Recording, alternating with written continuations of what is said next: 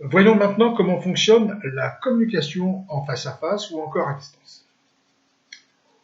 Qu'utilisons-nous concrètement et basiquement en face à face? Bien sûr, la parole, le vocabulaire constitué de mots. La voix, avec un certain ton, un certain débit, un certain rythme et un certain volume, ou encore la force de la voix. Nous utilisons également des comportements, des attitudes, des sourires, des gestes et des regards. Finalement, entre un émetteur et un récepteur, c'est un échange de tous ces éléments. Tous ces éléments sont répertoriés dans des canaux de communication au nombre de 3. Le verbal, le paraverbal, le non-verbal. Que retrouve-t-on dans ces canaux? Le verbal correspond aux mots, le paraverbal correspond à la voix et ses variantes, et le non-verbal correspond, lui, aux attitudes, comportements, regards, gestes et sourires.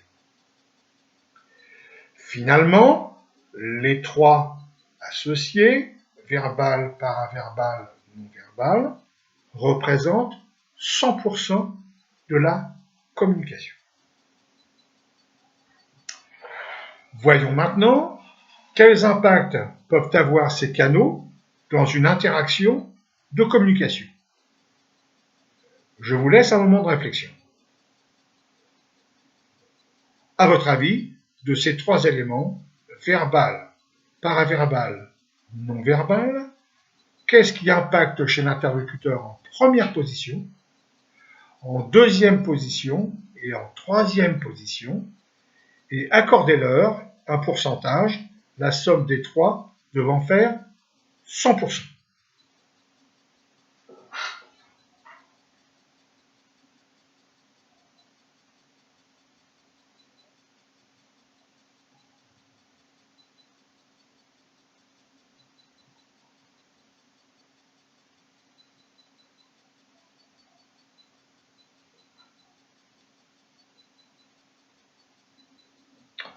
Je pense que vous avez le temps nécessaire pour réfléchir. Eh bien, vérifions ensemble. Ce qui arrive en première position, c'est le non-verbal. Ce qui arrive en deuxième position, c'est le paraverbal. Et enfin, en troisième position, le verbal. Le non-verbal représente 55% de la communication.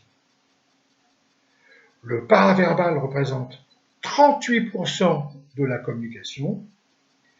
Et enfin, le verbal représente le reste, soit 7%. Vous êtes probablement surpris.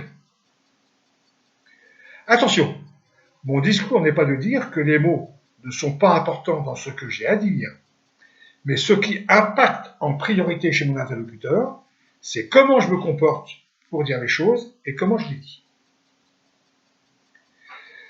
Visualisez, si vous le voulez bien, un iceberg. Vous voyez la plus petite partie, celle qui est émergée, et vous ne voyez pas la plus grosse partie immergée.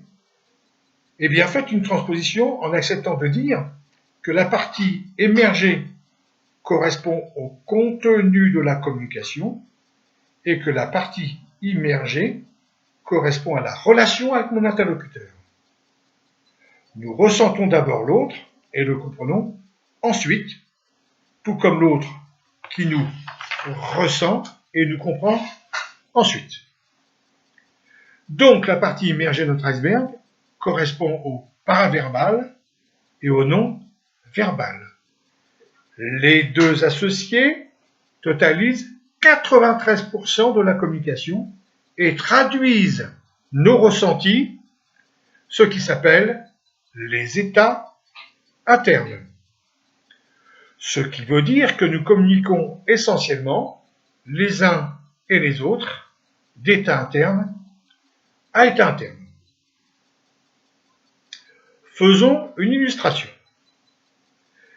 Imaginons un vendeur dans une agence immobilière. Ce vendeur est très bon et demeure le numéro 1 de l'équipe.